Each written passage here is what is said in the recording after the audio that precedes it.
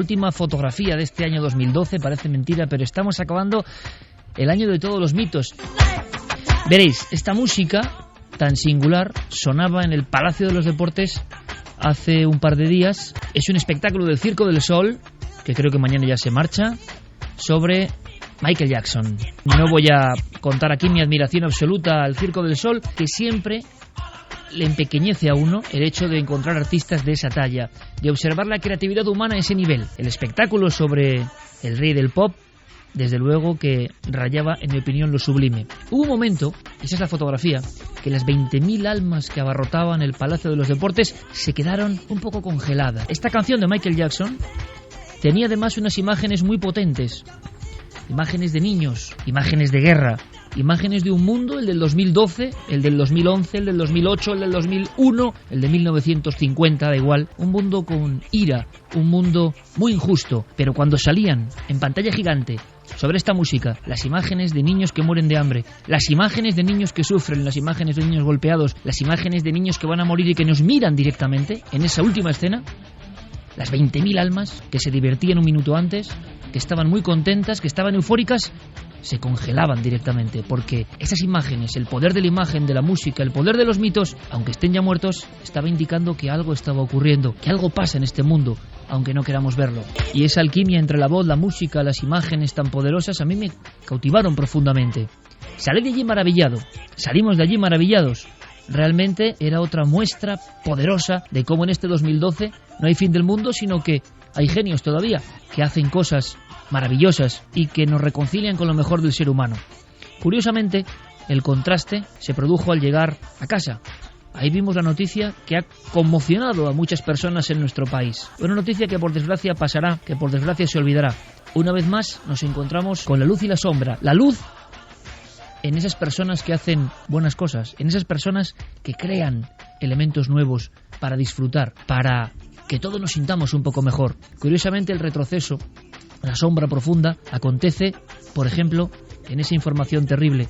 Conocíamos hace unas horas, y a mí me ha impresionado mucho, lo repito, me ha conmocionado, me ha transfigurado la noticia de la muerte de esa pequeña niña de 16 meses a la que quiero dedicar este programa, y también a todos los niños que sufren. Uno no siente como antes, evidentemente. Uno empatiza de otra forma, evidentemente, desde que es padre. Pero creo que esto lo ha entendido casi todo el mundo. No es posible que pasen estas cosas, ni en nuestro país ni en ningún lugar. No es posible que una limaña salvaje cometa una atrocidad semejante. Algo está ocurriendo, algo hacemos mal. Esto me impresionaba, me convulsionaba. Después de asistir a esa ceremonia maravillosa, nos encontrábamos con la otra cara. He de decir también que, como última fotografía, contraste, luz y sombra, eso ha estado presente siempre, en todo este año, en toda la realidad que nosotros tocamos. Siempre nosotros intentamos tender hacia la luz. Es nuestra idea, incluso con los temas más inquietantes. Siempre creo que hay un mensaje de curiosidad, un mensaje positivo, por tanto. Pero el ser humano, como digo, se congela cuando se encuentra con lo peor de la estirpe. Ha sido tal el mazazo que yo tengo que decir que he pasado muy malos momentos pensando en la última mirada de esa niña. Muy malos momentos. Y en cómo incluso todo esto, como digo, se va a ir olvidando. Y estaremos pendientes de otras cosas. Sin embargo, el horror ocurre de vez en cuando. Un horror inconcebible, un horror inhumano.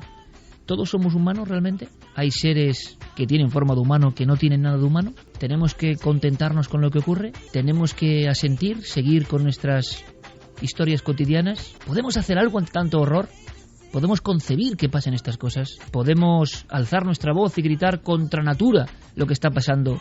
Por ejemplo, con tantos niños que sufren. Estremecedor saber que un individuo en un país que no es lejano, en un país, en una carretera que es la nuestra, un individuo con el que nos hemos podido cruzar más de una vez, con varios golpes ha matado a una niña, la ha arrojado en una bolsa, 16 meses, y la ha tirado de una balsa. Esto pasa, esto también es el misterio humano, que yo no entiendo. No puedo llamarle ni humano, no lo comprendo. Gracias por todos esos comentarios, gracias por esa repercusión, aunque sea en nuestra alma común milenaria, y aprendo mucho de vosotros. Tengo que decir eso, aprendo y me sorprendo con todos vosotros.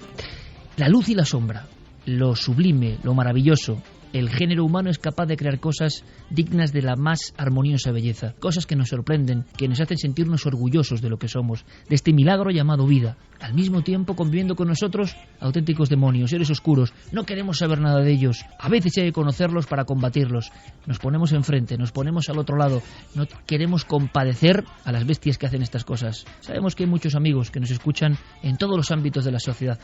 Sabemos también que hay muchas personas que no quieren ni en pintura estar cerca de estas figuras que por desgracia existen. Es un tema de debate, es un tema de reflexión, es un tema de dónde empieza y acaba el alma humana. Bueno, tendremos que abordarlo algún día. Vosotros lo habéis hecho genialmente, de verdad, con comentarios muy precisos, mucho mejores de los que yo puedo hacer. Con esa foto, con ese contraste, con esa luz y sombra, con esa tiniebla y esa especie de sensación de que todavía hay cosas buenas por las que luchar, con ese optimismo, aunque cueste sangre en ocasiones, vamos a seguir hacia adelante. Vamos a hacer un programa de la mejor forma, con novedades, con historias y con repaso al año más emocionante quizá de nuestra historia. Hemos hecho unas cuantas cosas, y es el año de, evidentemente, Alma. Así que todo eso lo vamos a celebrar. Tenemos que poner, a pesar de todo, una luz en mitad de un camino que a veces es muy tenebroso. ¿Conseguiremos llegar al final del túnel? Ojalá, amigos. Comenzamos una edición más, un ejemplo más de que estamos a favor de la vida, en todos sus conceptos, a favor de la vida siempre. Y la vida también es misterio. Vamos a contarlo esta noche una vez más.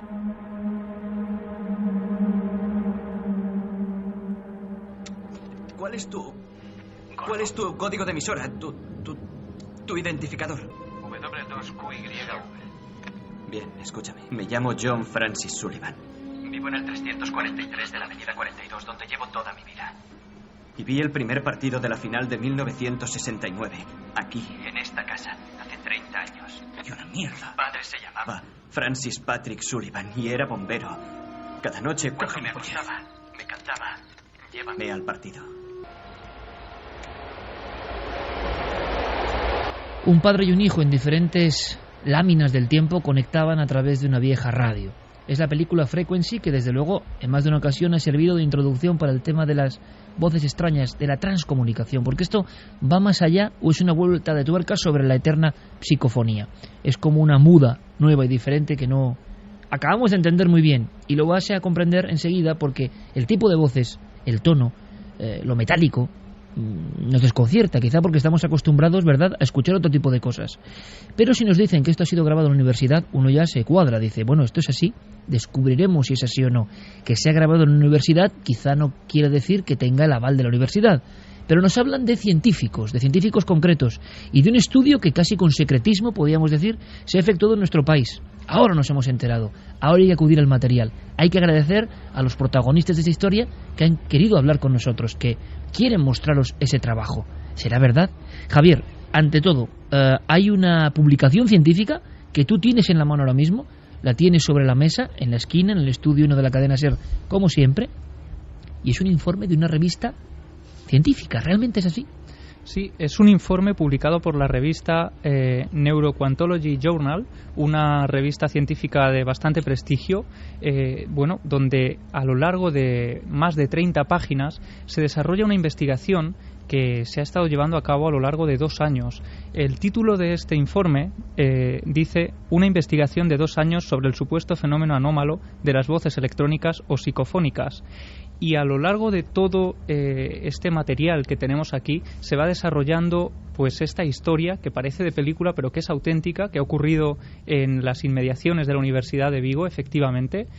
Ha sido llevado a cabo por investigadores de Alemania, de Portugal, científicos de Estados Unidos, también de España, es decir, una investigación a nivel internacional sobre este fenómeno que ha sido además pormenorizadamente analizada con test ciegos de todo tipo, incluso para poder analizar o interpretar esas voces que aparecían en las grabaciones, y se han llevado a cabo también, iremos comentándolo e iremos escuchando esas voces que son desde luego sobrecogedoras, algunas de ellas, que transmiten mensajes directos a través de preguntas y respuestas, y bueno, que han sido grabadas con todo tipo de aparatos diferentes unos de otros, y por eso también esas voces pues parecen tener un tono diferente a algunas de robótico otras. Robótico casi.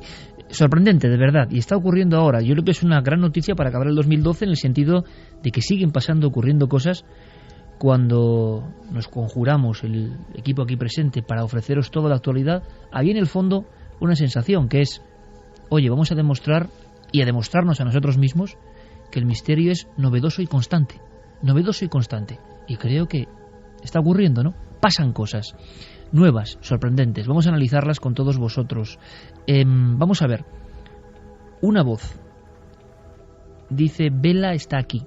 Y a través de la voz vamos a conocer un poco al personaje que está detrás y que parece que es el vector principal de esta investigación científica, por lo que parece única, por lo tanto, en su especie, sobre el tema de las audiciones de transcomunicación.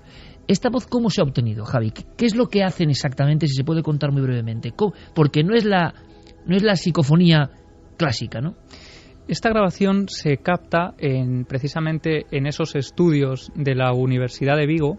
Allí se reúnen ese grupo de científicos, siempre vigilando que no hubiera ningún tipo de anomalía que pudiera perturbar la naturaleza de ese sonido, en unas zonas concretas perfectamente aisladas de cualquier tipo de sonido, de ondas que pudieran también alterar esta grabación, y también, por supuesto, de personas minutando y anotando prácticamente cualquier detalle de todo lo que se llevaba a cabo en esa prueba. Se utiliza lo que llaman ruido blanco, ¿no? Como ocurría en Frequency, de alguna forma. Ellos introducen el ruido blanco de fondo porque, según su teoría, y desde luego veremos en las conclusiones al final de esta historia que parece tener cierto peso, que el sonido de fondo es aprovechado por estas voces desconocidas para de alguna forma poder manifestarse. Por ello, eso es lo que utilizan el ruido blanco. En otras ocasiones y en otras grabaciones que seguiremos escuchando, pues utilizan otro tipo de sonidos de fondo para intentar dar fuerza a esas voces que se materializan de forma extraña. Luego iremos opinando, compañeros, porque esto es muy raro, pero muy interesante, esa teoría vieja ya de que estas voces como que necesitan un impulso de otro tipo de onda sonora para manifestarse. Bien, pero son muy distintas. Quizá en alguna ocasión, Noel, cuando vayamos poniendo lo que son las grabaciones, habrá casi que descender la música, y eso que es maravilloso, esta música de apoptose, casi bajarla, porque veréis, son impactos muy breves, que quizá ya es un primer dato, muy breves, son como chasquidos casi, hay que poner mucha atención, repetiremos lo que haga falta, pero en una de las grabaciones de este proyecto científico, y conoceremos incluso qué científicos concretos están detrás, qué universidades están detrás, se menciona, como suele ocurrir, como interpelando, el nombre de la propia operadora, Anabela Cardoso. La frase dice, Bella está aquí. Las voces salen en portugués, la mayoría salen en portugués. Sí, porque las preguntas que se hacen en general están hechas también en portugués, las psicofonías responden en portugués, por eso hay que afinar un poco más el oído si cabe, y en este caso, Bella está aquí. Ahora descubriremos que parece tener cierta fuerza más allá de nombrar a la investigadora.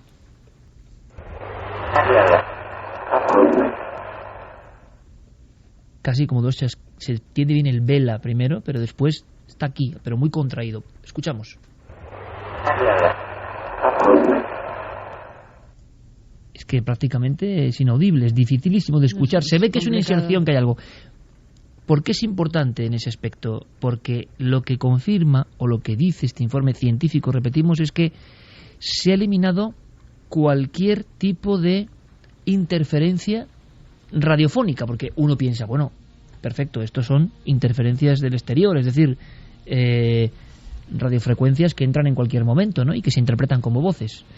Anabela Cardoso, ¿quién es? Brevísimamente, Javi, para escucharla. Pues Anabela Cardoso, que en esta psicofonía parecen llamarla Bella, precisamente ella aludía que en su círculo más cerrado, más cercano, era donde la llamaban Bella. Era en el único lugar donde con confianza la llamaban de esta forma. Por eso le llama especialmente la atención este sonido concreto.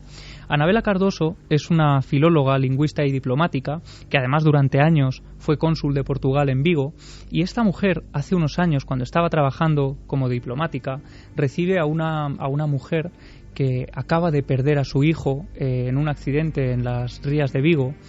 Esta mujer estaba sufriendo, ¿no?, ese momento de pérdida. Aseguraba que incluso había intentado poner fin a su vida, había intentado suicidarse en alguna ocasión, y le pedía casi desesperadamente a Anabela que contactara con su hijo. Hasta ese momento Anabela Cardoso no había escuchado nada de lo que era la transcomunicación instrumental y en ese momento, cuando ve tan destrozada a esta mujer, piensa que tiene que ayudarla como sea, ¿no? Así que empieza a indagar y a investigar un poco y fíjate, descubre que el padre José María Pilón en Madrid es el pionero que está analizando este fenómeno. Así que Anabela se desplaza hasta Madrid para hablar tranquilamente con el padre José María Pilón y es él quien la introduce en este mundo que no ha abandonado desde hace más de 30 años prácticamente, años analizando e investigando este fenómeno hasta ahora que ha empezado a hacerlo de forma casi científica. Bueno, ahí tenemos la ficha, escuchamos rápidamente porque es lo que nos interesa para empezar nuestro debate, la opinión y la vuestra. Podéis opinar sobre todo lo que hemos comentado, sobre las voces tan polémicas y extrañas. ¿Qué os parece que una universidad de alguna forma haya dado cobertura a esto? Y por supuesto, ¿qué temas o qué esperáis para el próximo año 2013, ¿no? Va a ser muy interesante. Todo eso lo vamos compilando y en la última hora estableceremos casi un diálogo mensaje a mensaje con todos vosotros.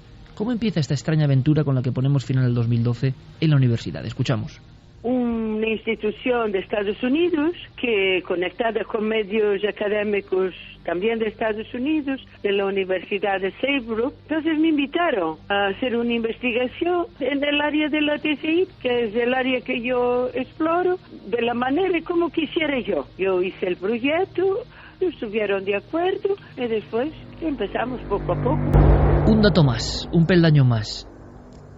Se menciona una universidad norteamericana. ¿Qué universidad? Pues es la Universidad de Saybrook en San Francisco, que es la que de alguna forma a través de una de sus instituciones se ponen en contacto con Anabela pues para llevar a cabo esta investigación científica de un mundo tan desconocido, ¿no? Además, esta investigación se lleva a cabo entre 2008 y 2009, ha visto la luz ahora porque tras ese periodo se ha llevado también a cabo otra investigación, de alguna forma se ha analizado todo el material recogido de la forma más objetiva posible, ¿no? A través de test que se han ido rellenando sobre el presunto contenido que podrían tener estos audios y además también hay que decir que no es el primer, sí el más importante por lo menos por el respaldo científico que lleva detrás y ahora también hablaremos de ello, pero está inspirado también en unos experimentos de Hans Bender con Frederick Jurgenson y Konstantin Raudive en los años 60. Ella dice que esa primera investigación de alguna forma científica es de la que ella toma algunas ideas para iniciar esta. ¿Qué tiene que ver todo esto con la Universidad de Vigo? Escuchamos. Pedí a la Universidad de Vigo que me prestara su laboratorio de acústica porque necesitaba tener una cámara acústica aislada y pues me la prestaron y bueno, algunos de los experimentos fueron hechos ahí en el laboratorio de acústica y bueno, así fue durante 2 años en varias situaciones, con varios soportes acústicos, con varios micrófonos, con varios tipos de grabadoras digitales analógicas. 2 y 2 minutos, Milenio 3 en la cadena SER, despidiendo el 2012 con esta noticia tan sorprendente. Santiago y Javier y Carmen tienen cara circunspecta, están pensando, vamos a ver qué piensan, pero durante 2 años, sin que, creo yo, casi nadie supiese nada de esto, con cámaras anecoicas y método científico, se está investigando sobre la transcomunicación instrumental. Nos queda escuchar alguna voz más. Hay algunas más claras que hemos dejado más para adelante, porque estas tienen que ver con el contenido. Escuchamos 2 y enseguida quiero saber vuestra opinión. Una sola cosa, científicos, ¿quiénes hay? Bueno, pues entre todas las personas que han estado detrás, sobre todo la persona fundamental con la que Anabela empieza de alguna forma a cerrar ese estudio en la Universidad de Vigo es con el profesor asociado Antonio Pena a través de correspondencias que han sido publicadas también en este informe para que les prestaran estos estudios, pues luego detrás hay todo un equipo científico de gente de España, de Alemania, de Portugal y de Estados Unidos. Algunos de ellos colaboran desde la distancia, otros van pasando por el estudio para realizar pruebas, para hacer sus propias preguntas, para hacer propuestas también de grabaciones, para incluso proponer algunos programas informáticos que están utilizándose en esto de las grabaciones psicofónicas. Uno de ellos, por ejemplo, es Hugh Hartmann y su esposa Ingrid Hartmann. Él es físico de la Universidad de Rostock, en Alemania, uno de los miembros que llevan a cabo estas investigaciones y que aparece en varias páginas del informe porque es clave también. O sea, que hay científicos que se han desplazado a la universidad, a estas instalaciones. La universidad no se hace responsable, no sé si descarta o no, pero no se hace responsable de estas investigaciones, ¿no? Simplemente ha cedido el material. Claro, ellos no están directamente implicados, ellos simplemente les permitieron el acceso a sus instalaciones, porque eran instalaciones que por los muros que tenían y por esos aislantes eran ideales para este tipo de pruebas. Detrás del equipo científico hay también psicólogos, por ejemplo, de la Universidad de Saarbrück, como Stanley Krippner o Alan Watts, que también durante años han estado involucrados en este tipo de investigaciones y que han dado también ese pozo de seriedad a la investigación. Dos voces rápidamente para escuchar a nuestros amigos. Una muerte, parece que dice una. Siempre, claro, es que además, aparte de lo metálico y lo raro, están en portugués, o sea que es que encima, y son como muy rápidas. Hay diferencias con las grabaciones habituales, yo creo. Algo parecido a una muerte, se dice aquí, Javi. Aquí lo que dice es nos no temps a mort, no so temps una mort. Lo que sería no nos quedan muertes, solo tenemos una muerte. ¿Que en portugués sería? Nos no temps a mort, no so temps una mort.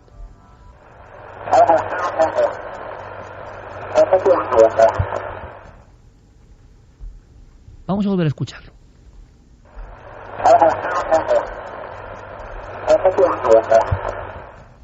Bien, sigamos. Algo que se refiere a de otro mundo. Son dos contenidos porque parece que tienen, imaginamos a un grupo de científicos, cada uno por separado, rellenando los test y llegando a una especie de acuerdo sobre lo que dice, que es como tiene que ser científicamente, ¿no? Pero a mí sí que veo esto en los años 70, inicios de los 70, pero ahora no lo veo tanto y me sorprende la imagen. Es de película, pero está ocurriendo y ha ocurrido en España. Algo como es de otro mundo. ¿Cuál es esta psicofonía, Javi? En esta, la que vamos a escuchar ahora, dice es de otro mundo, no es bueno para nosotros. En portugués sería é de outro mundo, no es son pre nós.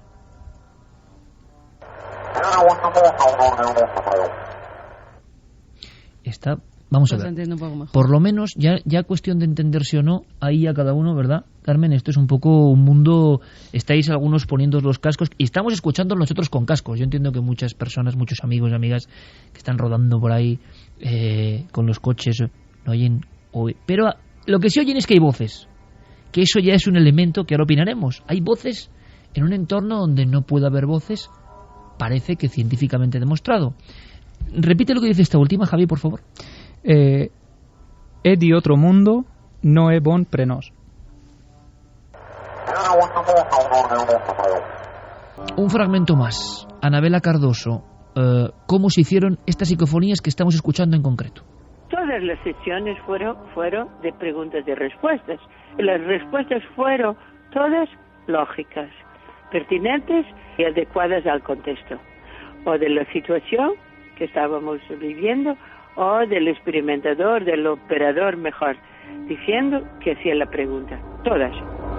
Lo interesante además es que a lo largo de esos 2 años que dura la investigación llegan a captar hasta 200 registros psicofónicos, todos y cada uno de ellos minutados y bueno, de alguna forma también guardados y analizados, como decíamos, por esos test que se fueron repartiendo para intentar de alguna forma captar y llegar unánimemente a uno de los resultados. Y luego son casi todas las que estamos escuchando parecen tener un sentido trascendental.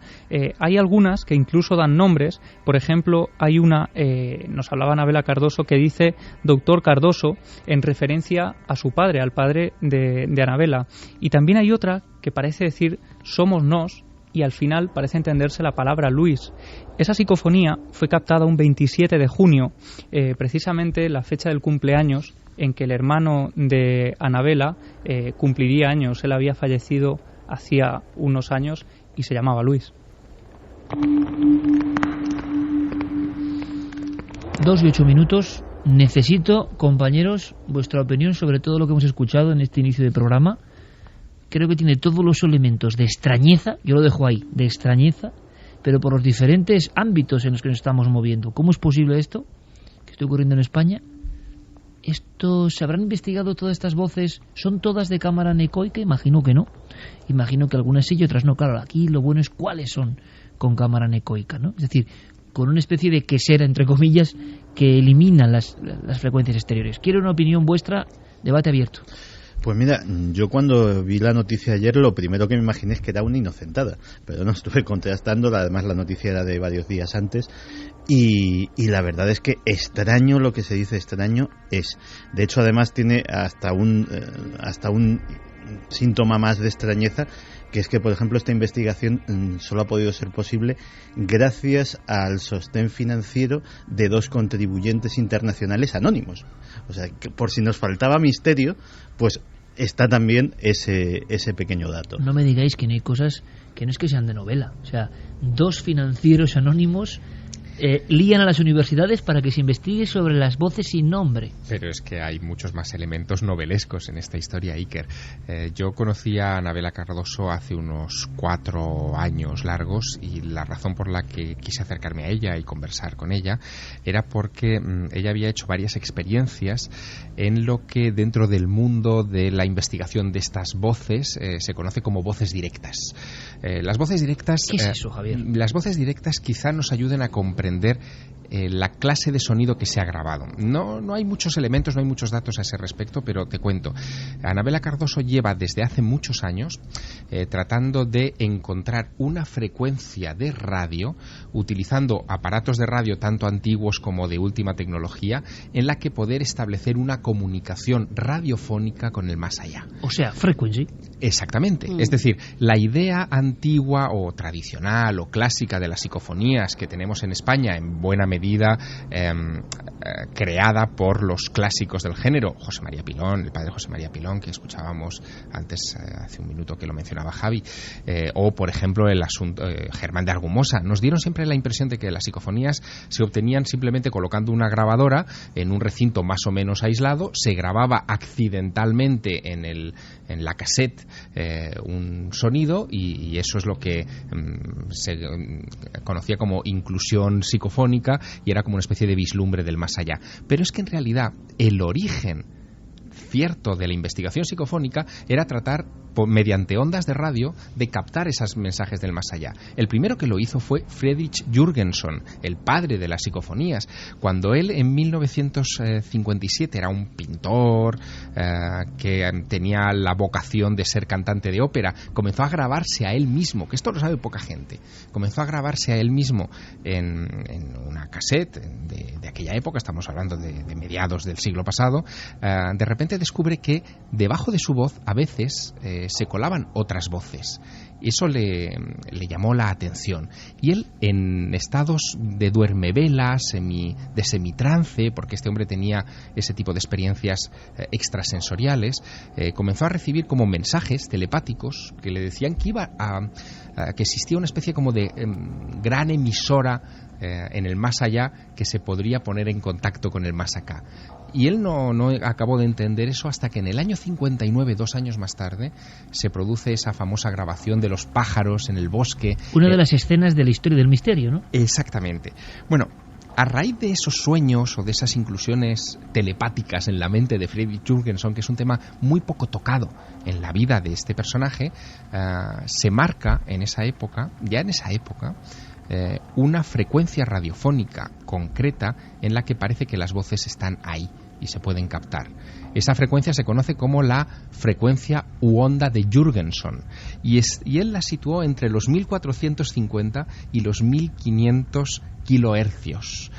Esa zona es la zona en la que Anabela Cardoso puso su dial en todas esas radios que tenía en su casa para tratar de captar voces. Fue un proceso de muchos meses lo que encarriló esta investigación. Al principio no captaron nada y en un primer momento, en una de esas sesiones que tenía con varias personas, amigas de la entonces todavía cónsul de Portugal en Galicia, de repente comenzaron a escuchar monosílabos. Sí, no. como si algo se colara en esa onda. Y después ya frases concretas. Incluso identificaron la voz de un antiguo investigador de psicofonías portugués llamado Carlos de Almeida, que se convirtió en una especie como de interlocutor en el más allá de ese grupo. Esta es una historia que no se ha contado en estos informes de prensa, pero que a mí me parece realmente fascinante. No está mal en el 2012, en mitad de este batiburrillo extraño, que se le pongan los pelos de punta, como me acaba de ocurrir.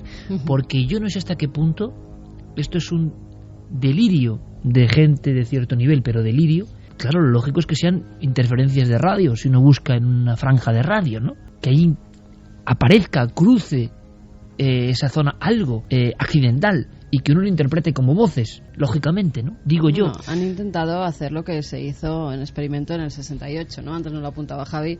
Jürgenson, Raudive y Bender intentan en laboratorio contactar con los muertos, como ellos creían que verdaderamente contactaban a nivel científico. Bender, Jürgenson y Raudive se juntan en el 68 para intentar, y yo esto que no lo sabía, pues se juntan para intentar contactar con otro nivel de existencia, que era tal y como lo llamaban ellos, porque estaban seguros de que contactaban con los muertos. En esa ocasión, de nuevo, esta vez con un Nagra, los equipos que había en la época, hacen varios experimentos, además con los mejores expertos en técnica de sonido de aquella época. O sea, lo que se ha intentado repetir ahora. Exactamente, Anabela Cardoso lo que hace es repetir ese experimento del 68 para ver si verdaderamente obtiene los mismos resultados.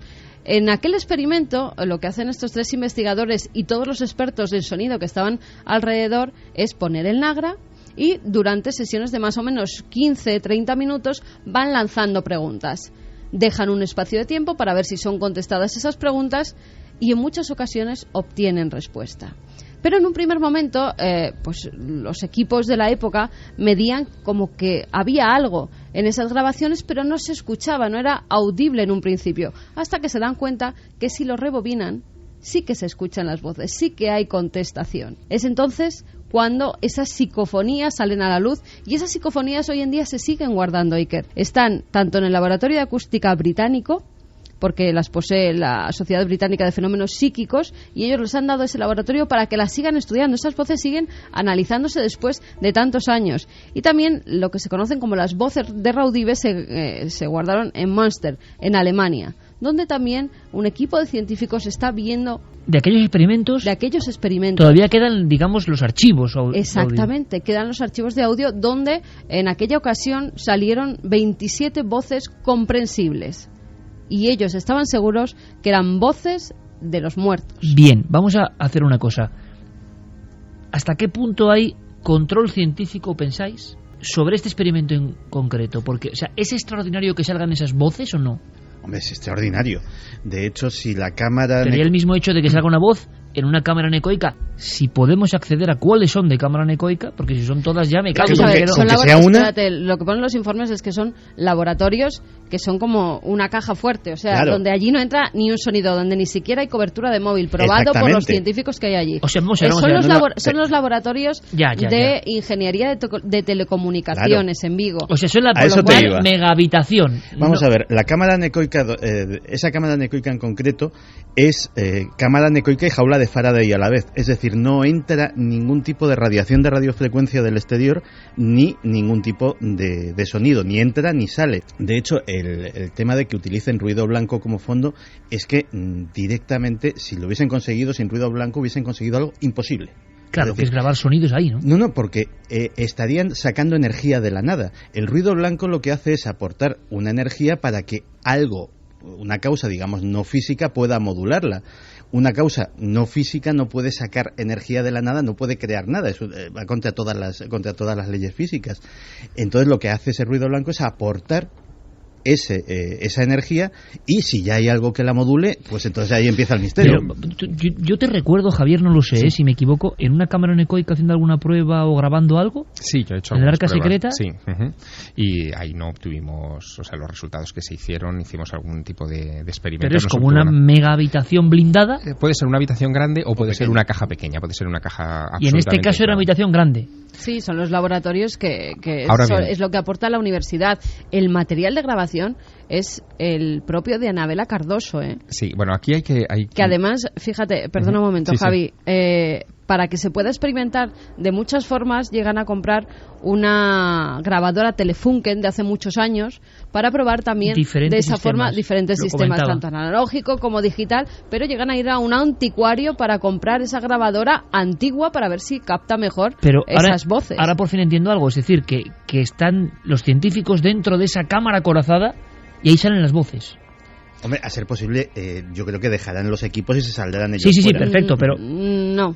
Han experimentado de todas formas. Vamos, yo te digo, según me he leído estas 42 páginas que ponen aquí los informes, han hecho diferentes experimentos, estando ellos dentro, estando con técnicos de sonido dentro, estando en lo que llamaríamos la pecerra, donde está ahora Noel, la pecera, la parte de atrás, donde están los técnicos. Entonces han experimentado de diversas formas y con diversos materiales. Y los científicos aseguran que esas voces no tienen explicación.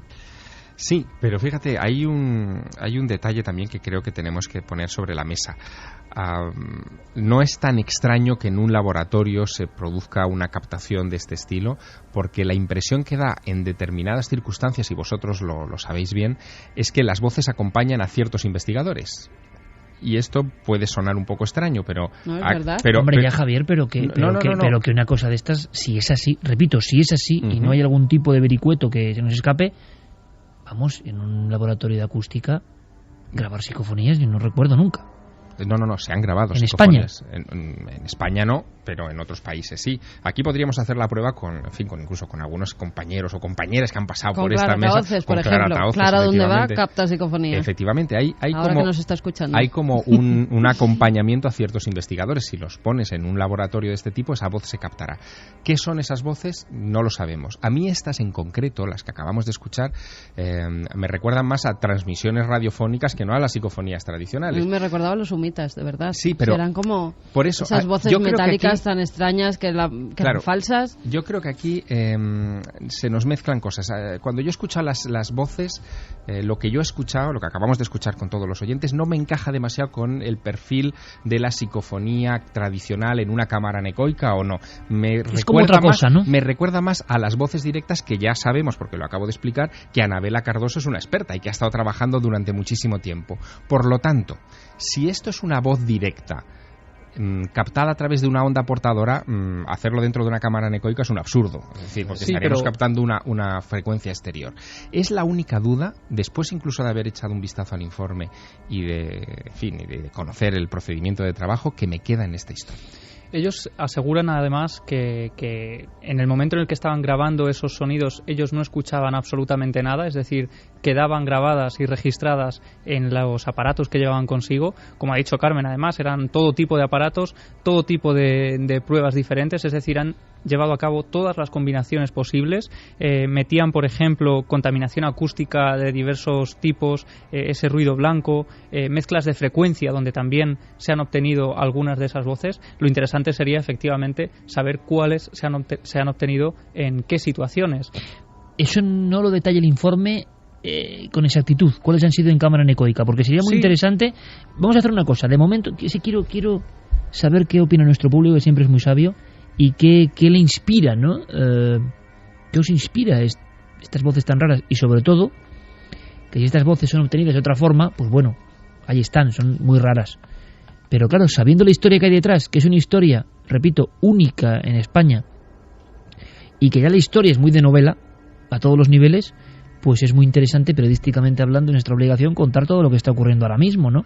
Esto se lo imagina uno en películas como Luces Rojas y todo eso, pero en vivo en España. Hemos preguntado a algunos expertos. Carlos Fernández, que es uno de los grandes expertos españoles en estas temáticas, y él es ingeniero experto en electrónica, ha publicado sobre este tema de las voces. Claro, es que estamos hablando de publicaciones siempre en el ámbito de lo misterioso periodístico. No había publicaciones científicas en España a este nivel, ¿no?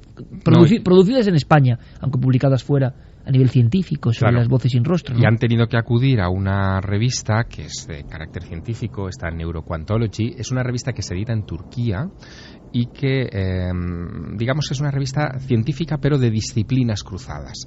Lo que quiere decir esto es que la mayoría de las revistas científicas suelen ser monotemáticas, es decir, si es una revista sobre genética, es genética, si es sobre biología, es biología, pero no suele haber revistas científicas en las que de repente se admitan trabajos, papers, donde se crucen disciplinas. Entonces muy mi pregunta diferentes. ¿es científica de verdad con peso o no? Vamos a ver, es científica pero de peso relativo. Ya.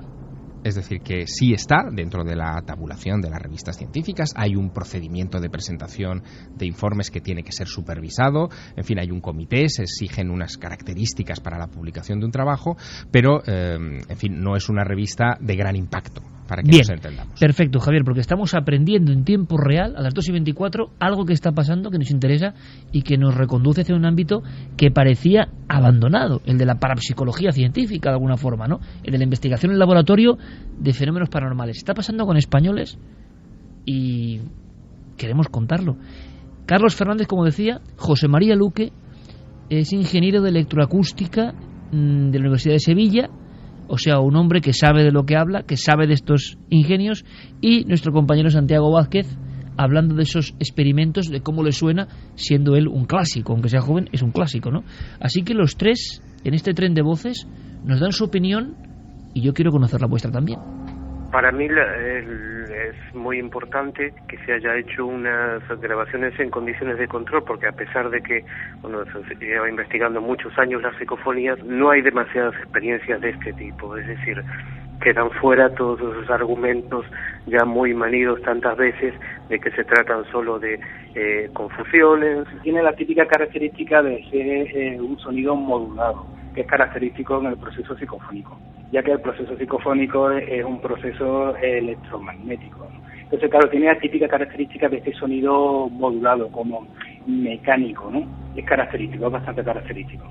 Esta investigación, que desde luego marca un hito, porque nunca se había hecho un estudio tan pormenorizado y tan científico en esas parafonías, en esas voces, que son voces que perfectamente responden con una coherencia absoluta, son voces que razonan, que en definitiva tienen una inteligencia. 2:26, ¿qué dice nuestro público? Pues vamos a ver, hay algunos que les da mucho miedo esto de las psicofonías. Raquel SR dice, no sé, el tema de las psicofonías no es algo que me convenza. Estoy por poner una grabadora en mi casa del pueblo, que estamos a 300 metros de un cementerio del siglo VI y a medio kilómetro de uno actual. Bueno, si sería sale algo. Psicofonía de las de toda la vida, ¿no? En contraste con estas, que estas yo no sé si dan realmente miedo, porque son tan asépticas y tan frías que yo no sé si la palabra sería miedo, ¿no? Les falta ese calor. Cuando no están en tu idioma también. Claro, pierden. Pierde mucho. Aquí lo que es extraño es la historia alrededor. Dacil Pérez dice, vaya miedo, menos mal que mis perros duermen conmigo, que si no me muero con las psicofonías. Elkin, una cámara anecoica que aísla del sonido o que aísla también de las radiofrecuencias. ¿Y qué pasa con el resto de ondas del espectro? ¿Obtuvieron los mismos resultados utilizando distintos tipos de grabadoras? Porque si no lo hicieron es poco probable que se tratase de ondas sonoras propiamente dichas. Creo que habría que profundizar un poco más en el estudio. Bueno, pues estas cámaras, digamos, Javier, Santi, aíslan completamente cualquier posibilidad, ¿no? Tú entras, como muy bien ha dicho Javi, tú entras con tu teléfono móvil y automáticamente se te va toda la cobertura, no recibes absolutamente nada de fuera. Y efectivamente el sonido ni entra ni sale, es decir, están equipadas para eso, ni radiofrecuencia ni sonido de ningún tipo. Están además construidos con hormigones especiales para que no entre ningún tipo de sonido exterior. Bueno, están aislados completamente lo que son los laboratorios. Otra cosa es el equipo que lleven aparte de esos laboratorios. Laura dice, madre mía, escuchando Milenio 3 me he echado la manta por lo alto de la cabeza del miedo con las voces. Darbosch, la segunda se escucha un poco más clara y la piel de gallina se acentúa. Mireia dice que ha tirado los cascos a la otra punta de la cama, que le da mucho yuyu. Y nos dicen también, bueno, nos felicitan a todos el año, gracias por estar ahí. Dice Noel que nos sigamos con este tema, que se nos va la audiencia. Bueno, vamos a ir terminando porque es verdad que yo no pensaba, estamos tan acostumbrados a muchos temas, pero bueno, esto tiene algo. Hay un último detalle que es de novela de Dan Brown, que es la Universidad de Saybrook, que es la que patrocina, parece ser desde Estados Unidos, todo esto. Sorpréndeme. Saybrook es una universidad muy heterodoxa. Es decir, es una universidad pequeña y tiene en su currículum académico pues cosas tan curiosas como uno de los poquísimos doctorados. Es un doctorado, o sea, no es una cosa de un cursito de nueva era, vaya, es un doctorado como Dios manda en medicina psicosomática, es decir, donde van los médicos a aprender a curar el cuerpo a través de la mente. Es decir, digamos que tienen una apertura hacia otras temáticas y hacia otras posibilidades bastante más grande que en otras universidades más ortodoxas. Pero entonces, ¿por qué no mandan a nadie de su universidad a estos experimentos? ¿No? Bueno, porque, hombre, yo si pongo el dinero, me gustaría han estar estado para ver... supervisando, ¿no? Al parecer, algunos de los especialistas, algunos de los que se han nombrado son clásicos de la investigación de estos temas, ¿no? Sí, y están un poco en la red de, digamos, corresponsales y relaciones que tiene Anabela Cardoso y su equipo de investigación en Vigo desde hace muchos, muchos años. Otra cosa que también hay que subrayar en esta historia es que Anabela Cardoso, en estas décadas de trabajo, en esta constante búsqueda de comunicación con esas voces directas a través de radiofrecuencias o también a través de las psicofonías tradicionales, ha obtenido, digamos, un paisaje del más allá del que no hemos hablado y que es bastante curioso. Ella habla, por ejemplo, de que todas estas emisiones, digamos, o todas estas voces nos llegan desde un lugar al otro lado de la vida que ella llama la estación Río del Tiempo, y de donde vendría toda esta fuente de comunicación. Por lo tanto, y creo que esto es importante subrayarlo, cuando ella acude a la Universidad de Vigo en los meses de verano, es decir, en el año 2008-2009, ella tiene acceso a salas de grabación en los meses de julio y agosto. Cuando ella acude a ese lugar, acude ya con un background, con una mochila de experiencias previas, donde ella actúa casi como medium, de alguna manera. Como les pasa, por cierto, y les ha pasado a todos los investigadores científicos, ¿no?, que se han metido en el tema de transcomunicación y psicofonía. Yo no sé qué tiene, pero nunca ha salido de esa espiral, ¿eh? Exactamente. Han quedado atrapados de por vida. Bueno, pues Anabela está en esa espiral, evidentemente, en ese torbellino que yo entiendo que es fascinante y seductor, pero también, en fin, lleno de confusiones y de claroscuros. Evidente. Y hay que tener muy presente el tipo de personalidad, por lo tanto, que ha presidido estas investigaciones. Sí se ha hecho con el máximo rigor posible, pero evidentemente no se ha hecho con una intención claramente universitaria. Es decir, la Universidad Española no ha estado ahí implicada en absoluto, vamos. Es curioso, Javier, porque es otro tema que alguna vez hemos rozado. Jürgenson, Raudive, Argumosa. Sí. Todos se han dejado algo más que el tiempo, muchas veces el dinero, Sinesio y Darnell. Algo debe ocurrir o en la mente humana o con ese fenómeno que todos los investigadores que hemos conocido se han ido metiendo, encerrando en sí mismos en ocasiones, y casi estableciendo un diálogo. Es decir, es un delirio humano. Cualquier sonido lo interpretan ya como psicofonía, o realmente están en un umbral que no entendemos y están obteniendo pruebas de algo que está pasando. No sé, pero todos han acabado de alguna forma de la misma manera. Sobre todo cuando esas psicofonías o supuestas voces del más allá empiezan a nombrarlos, ¿no? Empiezan a interactuar y a decir su nombre. Es entonces cuando muchos de ellos creen que hay un diálogo lógico entre lo que preguntan, y cuando se refieren a ellos y cuando dicen que dicen cosas personales de su vida que nadie sabe, es normal que también lleguen a obsesionarse con esas respuestas. Imagínate el impacto emocional, que es eso, estar durante meses, porque las psicofonías no salen la primera vez que uno pone la grabadora en marcha. Muchas veces es un proceso de semanas, meses o años, y que de repente, después de esas esperas, de esas horas de escuchar el ruido blanco que hablábamos antes de las cintas o de las grabaciones, buscando un requiebro en el sonido, un cambio de tonalidad, una anomalía, que esa anomalía te mencione por tu nombre, en fin, tiene que ser impactante. Ahora mismo, escuchando a Javier y a Carmen, yo he pensado, ¿estarán en algún tipo de estado alterado de conciencia los investigadores que se meten en esto? ¿Estarán abriendo su parabólica de una forma poco convencional? Lo ha dicho Javier perfectamente, y es que lo he visto. Horas de grabación. Tenemos el caso, por ejemplo, ahora actual de Pedro Amorós, que de alguna manera es el último representante. Hay más, ¿no? Pero que no han abandonado el tema. Les podrá gustar más a unos, menos a otros, pero no han abandonado el tema, sigue investigando y Y muchas de las grabaciones las acaban teniendo en su estudio, en su casa. Ya no van a lugares. El fenómeno se les ha aproximado. Ellos se han abierto al fenómeno. Están en un estado alterado de conciencia. ¿Hay una especie de trance del cerebro en esas horas de grabación de espera? ¿O es todo una enorme confusión de personas que se obsesionan y escuchan cosas? Claro, aquí yo creo que la gran clave es que si esto ha tenido hermetismo científico de alguna forma y se han grabado esas voces que estamos escuchando, pues hay algo muy interesante. ¿Queréis apuntar algo, Javi, antes de escuchar las dos últimas psicofonías, que son las más claras, por cierto? Sí, es curioso que las últimas páginas del estudio, además, son unas tablas que están dedicadas precisamente a mostrar algunos ejemplos de voces que se han captado, y sí que se especifica en estos ejemplos el modo en que se han captado, si es fácil de escuchar o no, es decir, pues la calidad de alguna forma analizada en estas tablas. La primera columna te explica quién las capta. Por ejemplo, tenemos aquí un ejemplo, Luisa y Ana Cardoso. Luego dice ejecución, y por ejemplo hay algunas en las que sí se especifica que es en contaminación acústica controlada. Luego te habla también del volumen, si es inteligible, como decíamos, y si responden a alguna pregunta.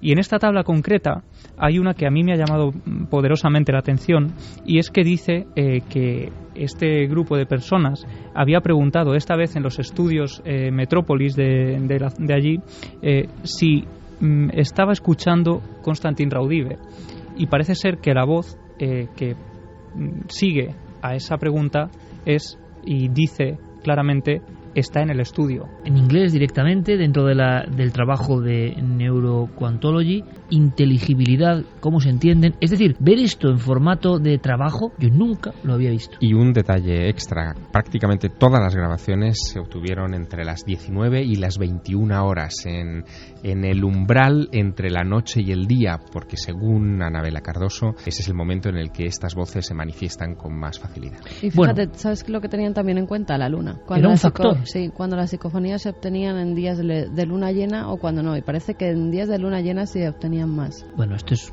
tan de los temas más raros que hemos tocado nunca. La conjunción de elementos, la financiación de la universidad extranjera, los científicos que están vigilando, técnicos de electroacústica, cámaras acorazadas y voces. Bueno, podemos terminar con las voces, ¿no? Documento número 8. Algo así como un sueño mío, Javier.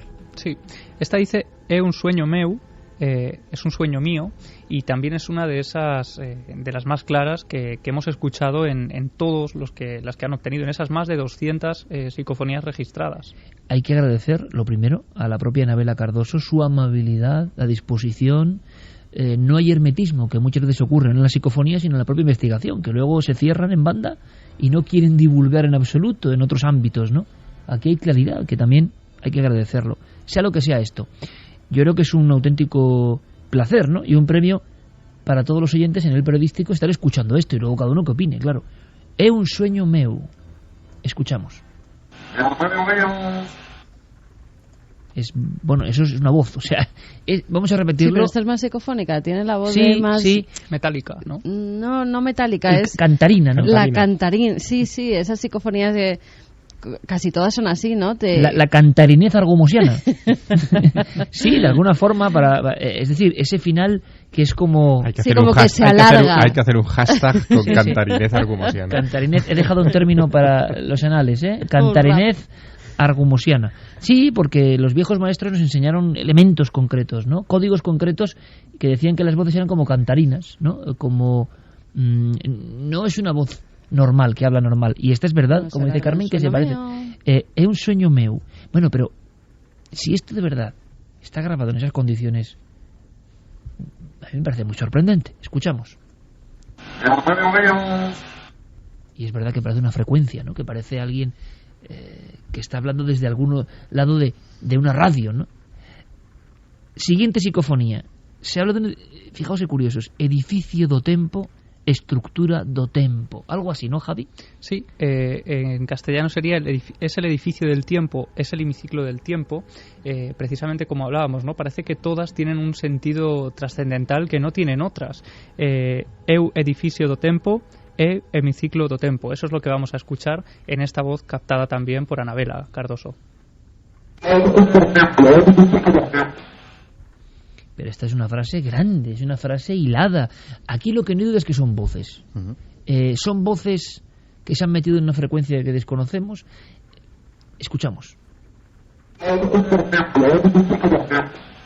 Es que parece una conexión con un radioaficionado, con la película de Frequency. Lo que pasa que Anabela, antes lo ha dicho en un corte, siempre son respuestas a preguntas, con lo cual tienen un sentido lógico. Si fuera una transmisión, te contestarían cosas inconexas y que no tendrían nada que ver con la pregunta formulada. Interesantísimo, porque aquí parece que hay una respuesta a una pregunta sobre algo, ¿no? Y entonces ese algo responde como en las psicofonías clásicas. Hay que escuchar la conclusión de Anabela Cardoso después de estos trabajos que abren un mundo muy raro, que oyemos, ojalá, ¿no? Ojalá haya algo de autenticidad científica en todo esto, pero como decía Santiago Camacho, todo es como muy de novela. Aquí lo hemos contado limitándonos a que tengáis toda la información. Conclusión de la principal promotora y vector de este extrañísimo estudio reciente.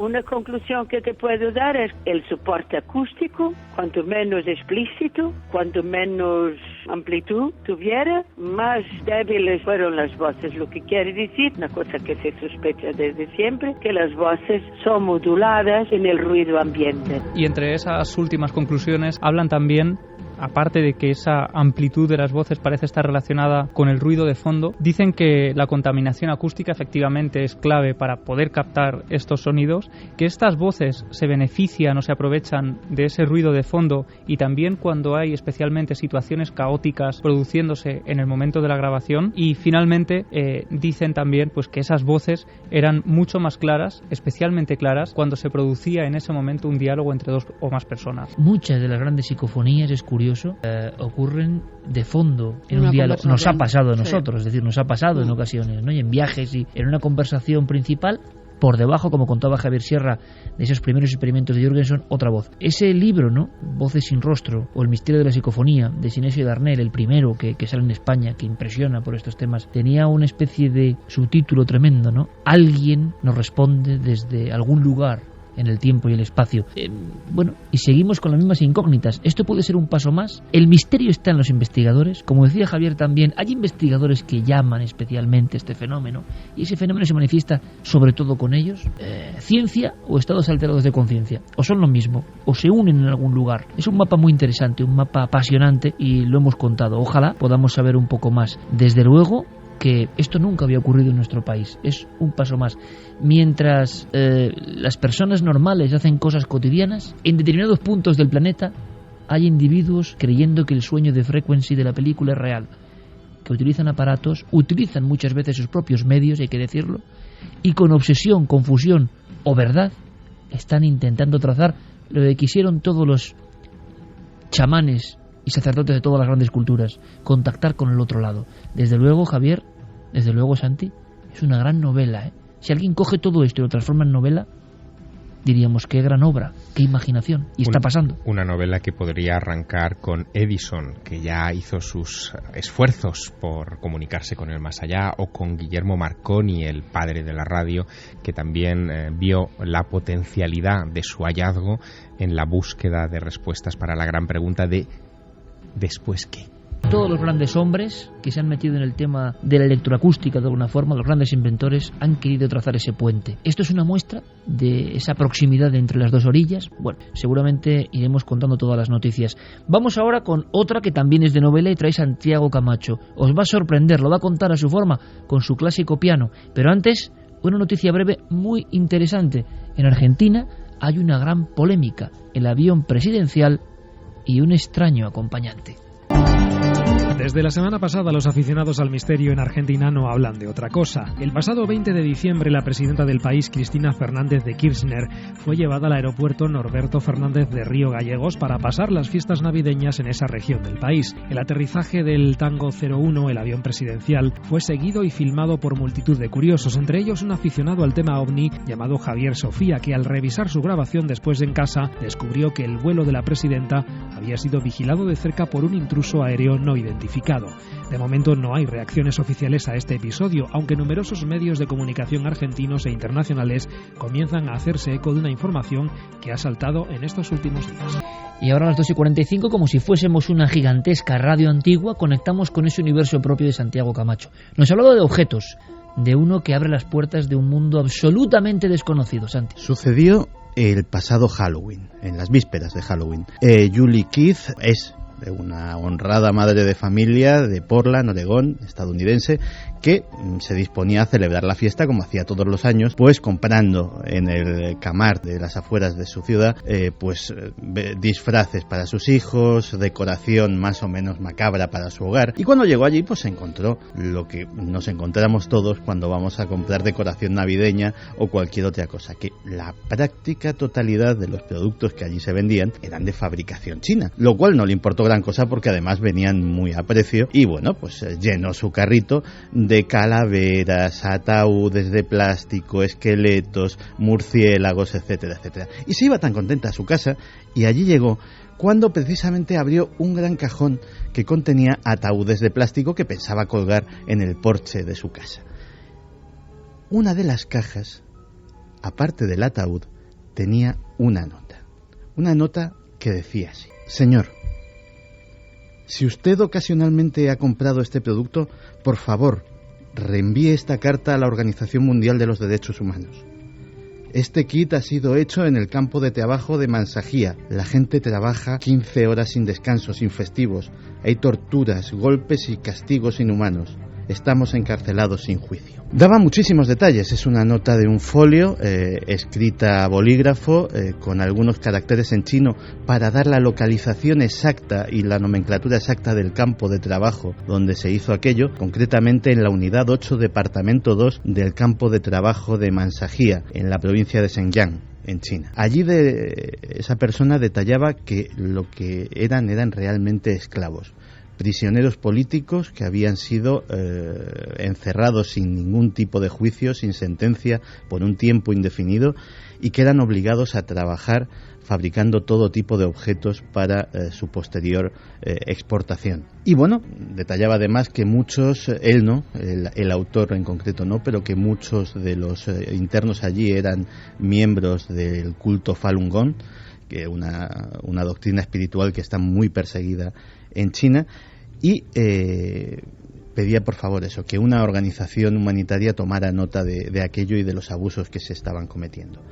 De hecho, el Human Rights Watch International está ahora mismo investigando el asunto, recabando la cooperación del gobierno chino para ir a ese campo de trabajo en concreto a ver qué tipo de condiciones están allí los internos, pero esa nota, ese extraño pasajero, tanto a Julie Keith como a nosotros nos ha abierto las puertas a un mundo extraño, a un mundo que no sospechábamos, y es el mundo de la esclavitud en nuestros días.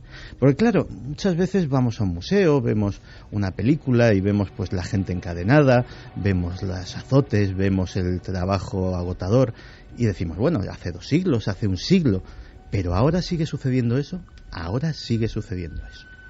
incluso en ámbitos que no nos podemos ni imaginar.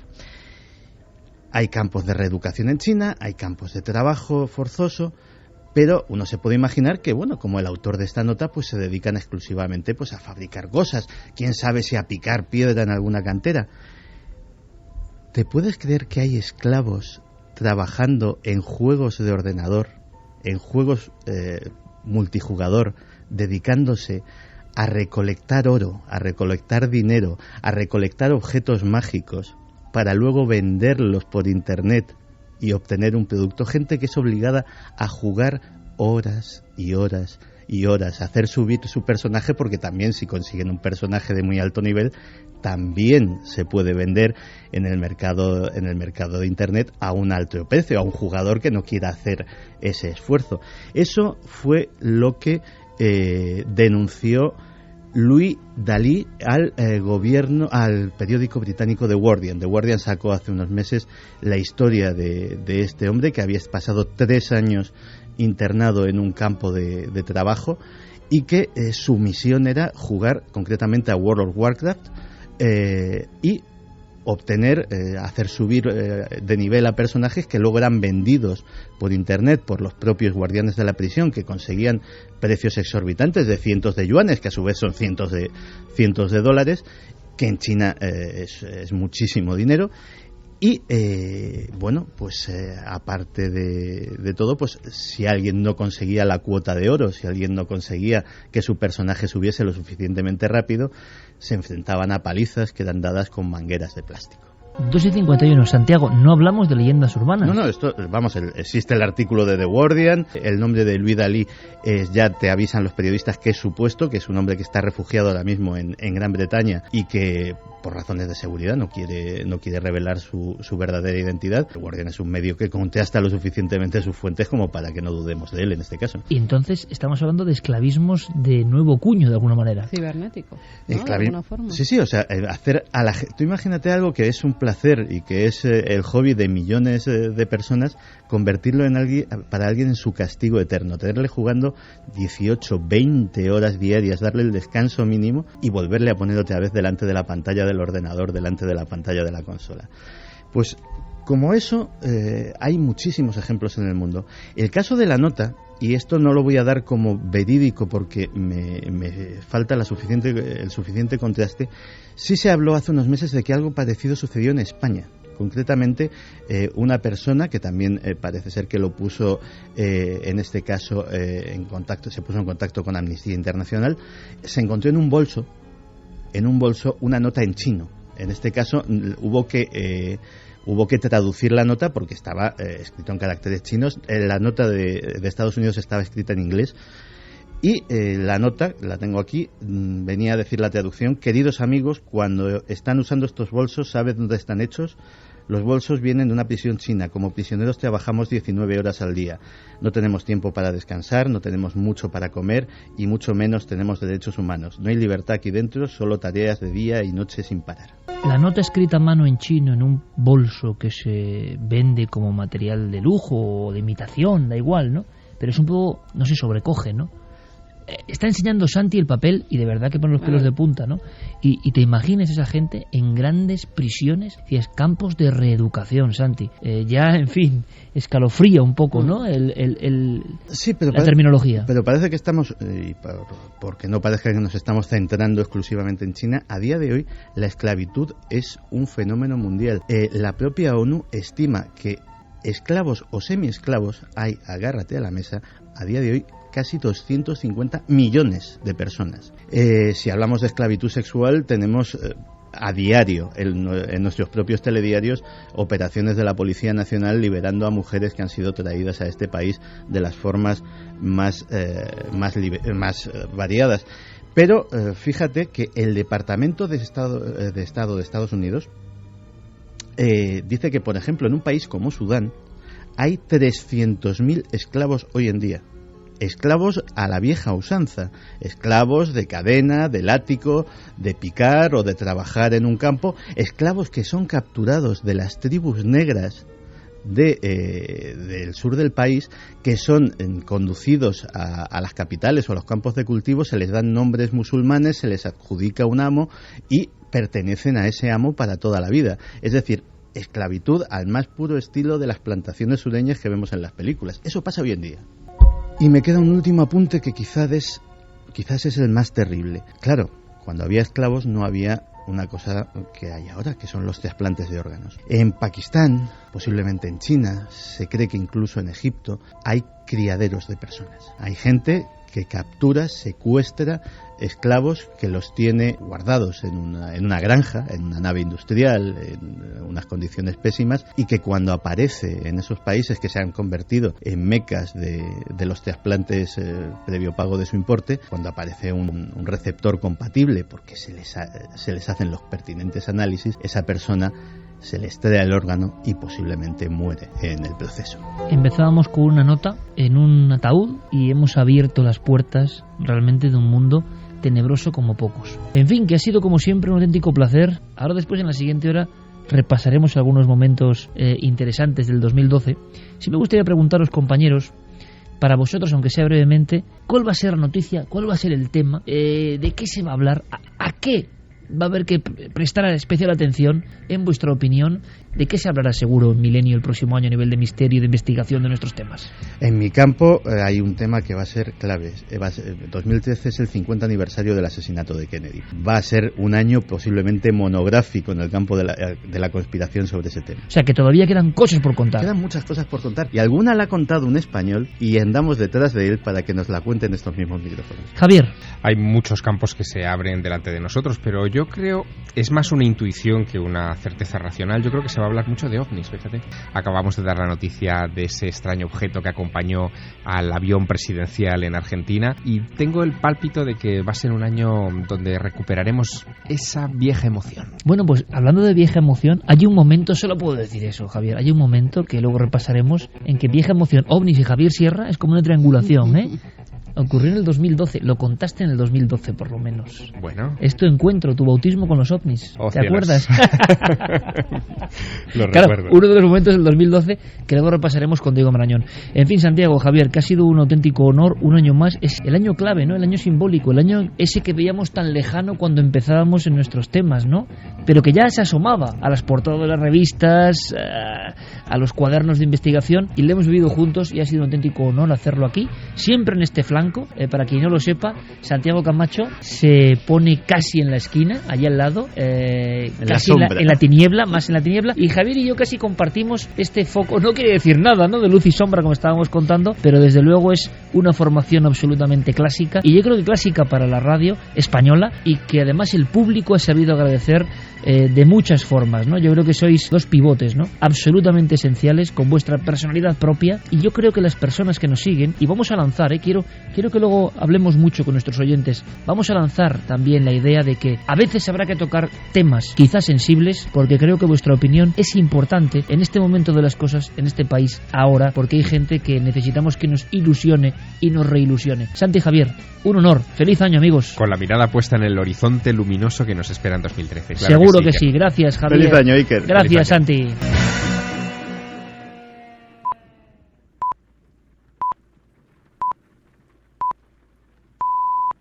Continuamos, Diego.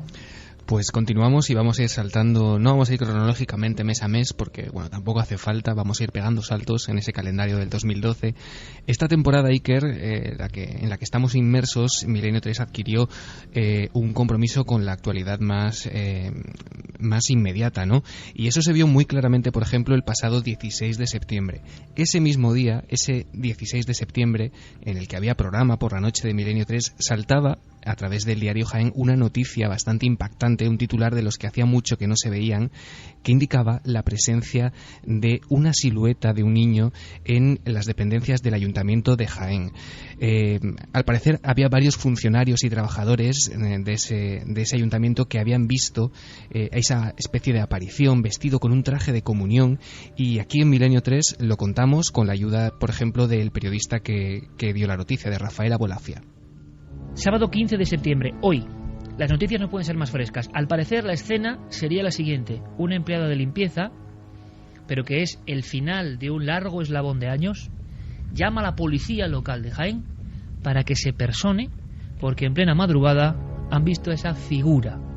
La figura se describe de la siguiente forma: un niño vestido con un atuendo que parece de comunión y que siempre está en las mismas dependencias.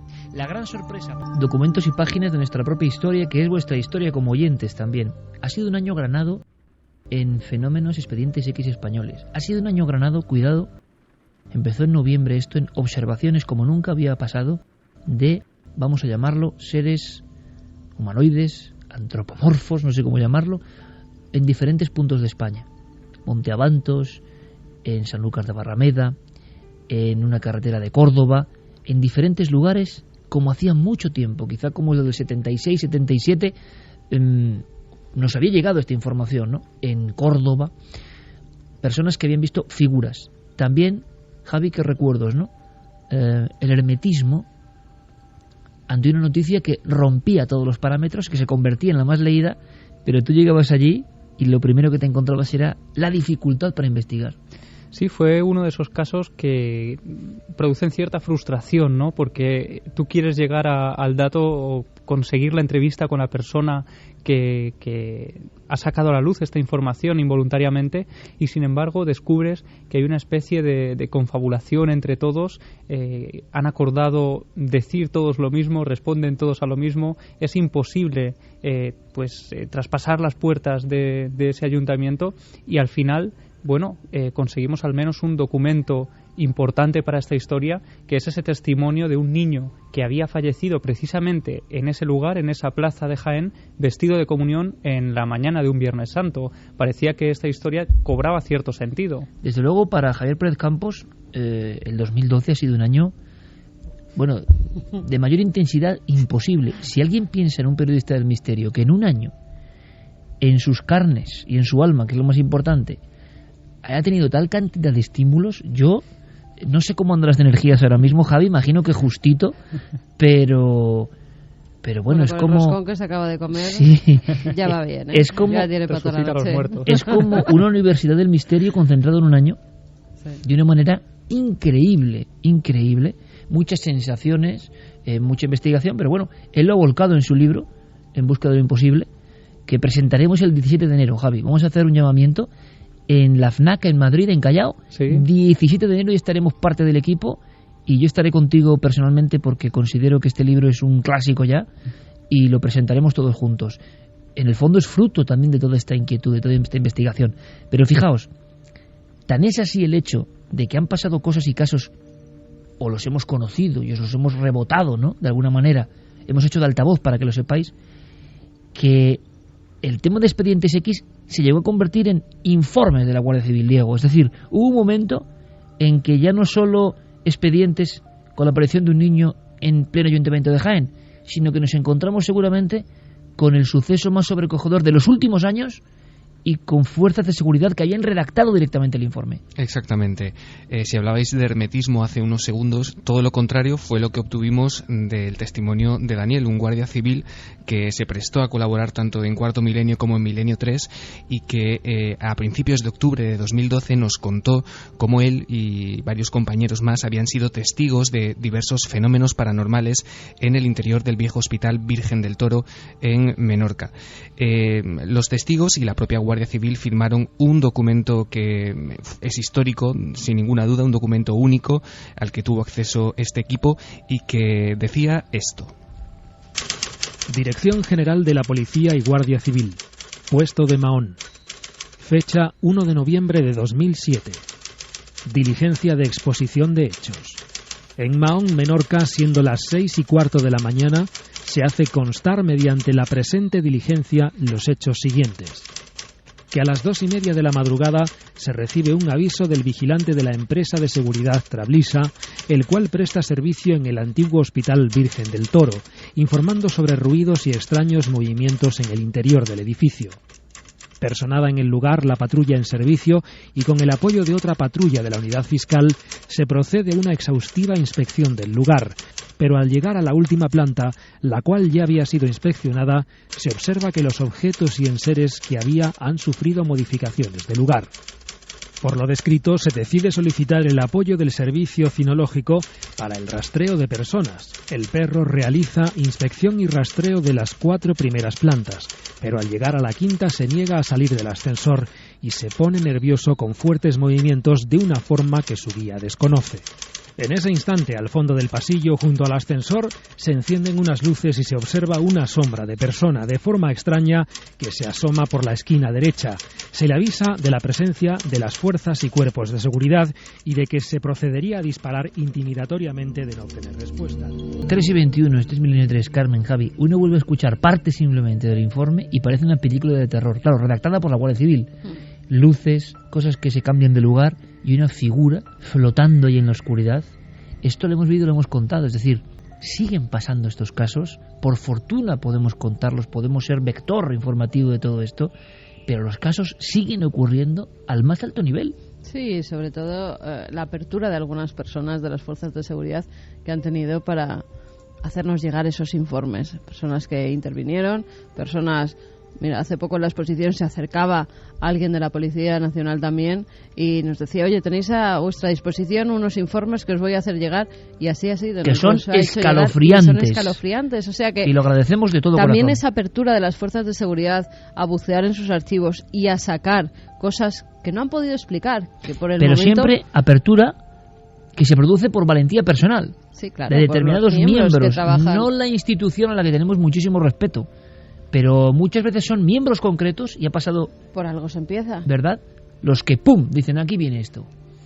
Yo creo que este es uno de, no solo de los momentos más espectaculares del año, sino para mí, de los últimos años incluso, porque el documento es histórico, es un auténtico hito del misterio, como fueron en su día el Hombre, si yo tuviera que hacer, Javi, un resumen de la historia de Milenio 3, entre los documentos importantes estaría este del Hospital del Toro de Menorca, firmado por la Guardia Civil y contado por su protagonista. Sí, y bueno, esto no se sabe porque es la intrahistoria, ¿no?, de todo esto, pero es cierto que llevábamos desde abril intentando conseguir ese documento, es decir, que fueron meses y meses pues hablando con esta persona, también ganándonos su confianza, ¿no?, porque de alguna forma esto también a él podía comprometerle y le ha causado problemas, ¿no?, porque no es fácil de alguna forma pasar desapercibido siendo un mando de la Guardia Civil que actúa y que busca algo por interés, ¿no? Porque quiere que se cuente.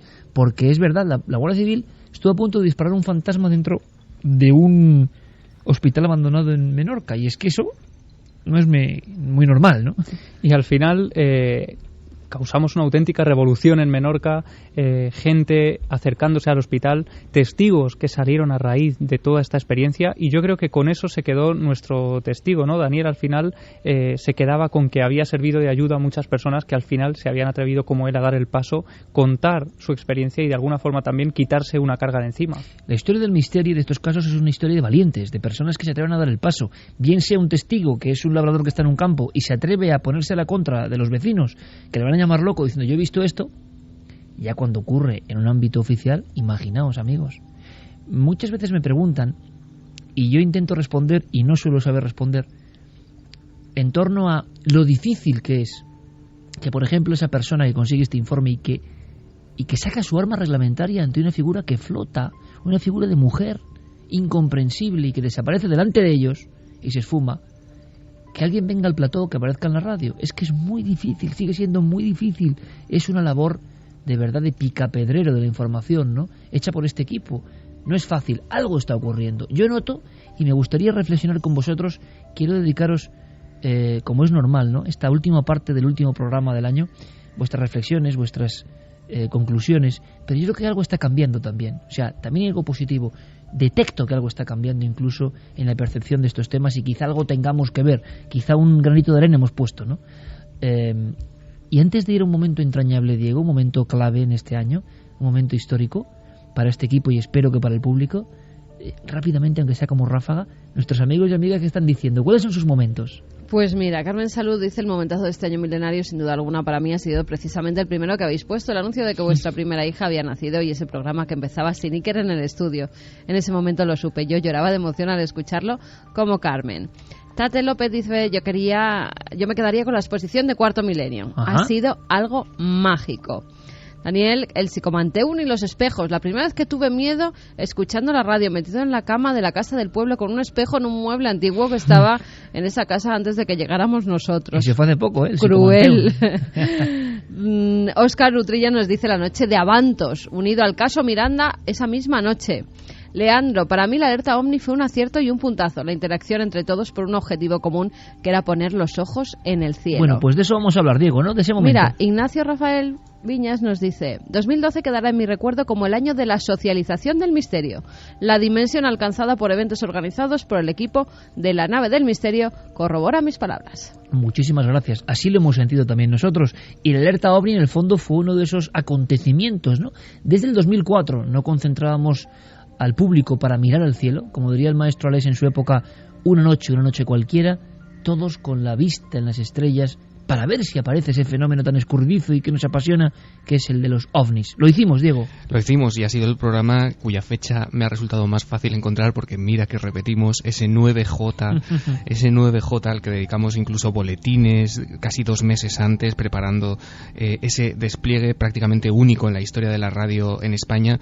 El 9 de junio de 2012 vosotros estabais en la cúpula del Milenio en Valladolid y miles de ojos en toda España, y me incluyo, tuvimos como único objetivo pues otear, ¿no?, el cielo, el firmamento, en busca pues de lo desconocido, de lo que todos ansiábamos ver. Los corresponsales y amigos de Milenio 3 estuvieron a lo largo y ancho del país para cubrir todo el cielo, y el final de ese programa también fue bastante emotivo, porque despedimos a una persona que había sido también clave en este equipo, que fue Mariano Revilla. Si quieres lo escuchamos, Iker. Buenas noches, amigos. Alerta OVNI 2012, cúpula del Milenio Valladolid. Una noche de misterios, una noche de búsqueda, una noche inolvidable. Estamos aquí emitiendo para todo el planeta, junto a unos 1.200 amigos, en una estructura absolutamente espectacular. Estamos bajo una bóveda de luces azuladas, pantallas, micrófonos y sobre todo gente maravillosa. Gracias, Valladolid. Buenas noches.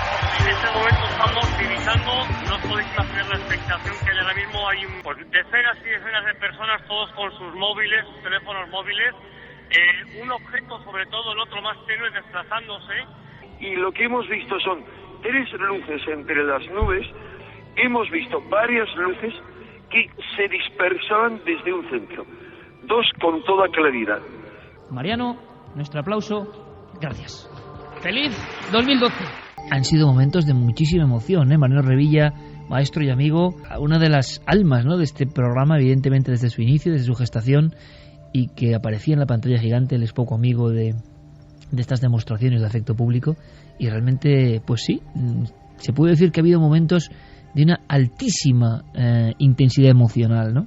La alerta fue uno de esos instantes. Pero mira, vamos a romper radicalmente, Diego, déjate guiar por mi instinto, porque vamos a ir con uno de los momentos más hilarantes, uno de los momentos que para mí quedan para la historia.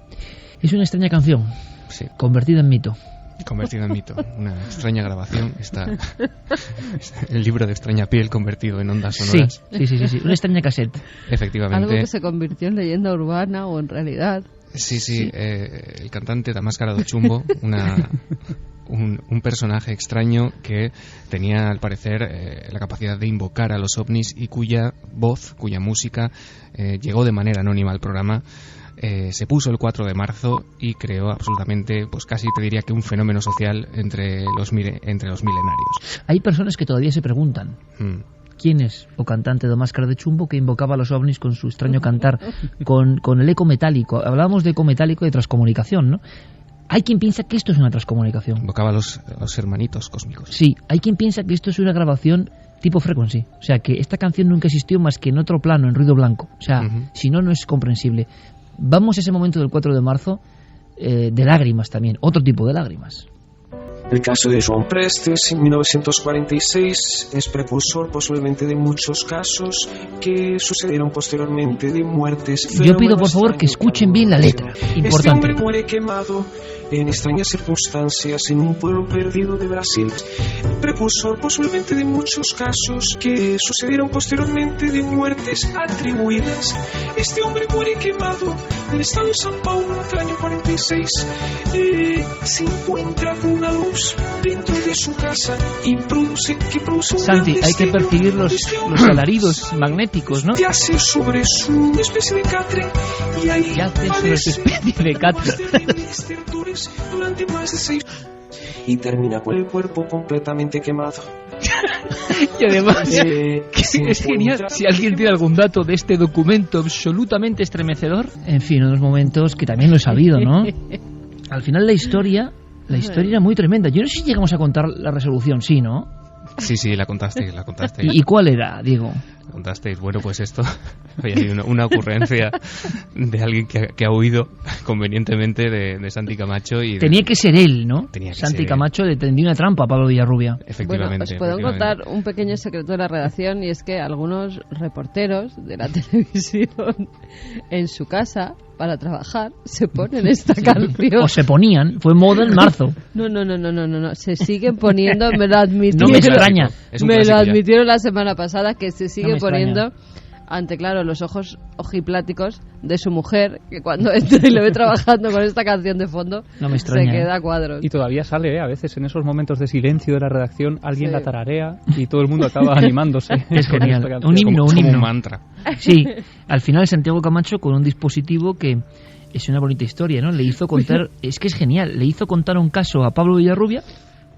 Pablo eligió el de Joe Prestes, muy agradable, un hombre que muere quemado dentro de su catre, y entonces con un aparatito, con una aplicación, resulta que lo transformó en música, ¿no? Sí.